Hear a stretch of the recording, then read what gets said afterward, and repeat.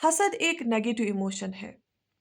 अगर कोई इंसान दूसरों की तरक्की देखकर, दूसरों की कामयाबी देखकर ये कहता है कि उनको ये तरक्की क्यों मिली और उसके दिल में खटक पैदा होता है, तो उसके दिल में हसद आ जाता है। हसद सबसे ज़्यादा नुकसानदेह हासिद के लिए ही होता है। जो हसद करने वाला है, उसके लिए ही सबसे ज़्यादा नुकसानदेह होता है।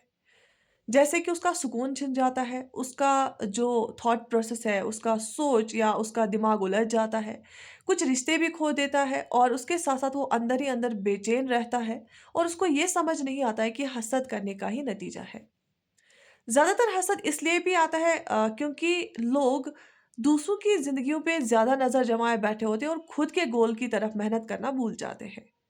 और हसद जैसे नेगेटिव इमोशन को हम अपनी लाइफ से दूर कर सकते हैं। सबसे पहले जो मिला उस पे शुक्र अदा करना। We should always be grateful. हर एक चीज़ के लिए शुक्र अदा करना। शुक्र अदा करने से दिल भी साफ हो जाता है और रास्ते भी खुल जाते हैं। जब आप किसी की तरक्की देखो, किसी की खुशी देखो, उसको उसके साथ हसद ना करो, उसको दुआ दो। जब आप किसी की खुशी में खुश होकर उसको दुआ देते हैं, तो वो खुशियाँ वैसी खुशियाँ आपकी तरफ भी आ जाती हैं।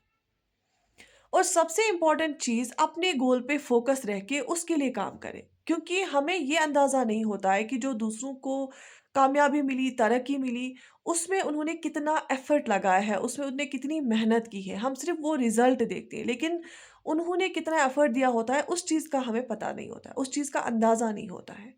तो इसीलिए बेहतर है जितना हम अपने गोल्स पे फ़ोकस करें, कंपेयर करना कम करें, क्योंकि हम सिर्फ़ रिज़ल्ट देखते हैं। हम अपनी लाइफ़ को दूसरों की लाइफ़ के साथ जब भी कंपेयर करते हैं, तो हम शिकायत करने लगते हैं। शिकायत से चीज़ों में और कमी हो जाती है। तो इसका सबसे बड़ा हल है कि हमें शुक्र अदा करना चाहिए, जो भी हमारी लाइफ़ में है, और मेहनत करनी चाहिए अपने गोल पे। और तो इन चीज़ों से आप हसद जैसे नेगेटिव इमोशन को अपनी लाइफ़ से दूर कर सकते हैं।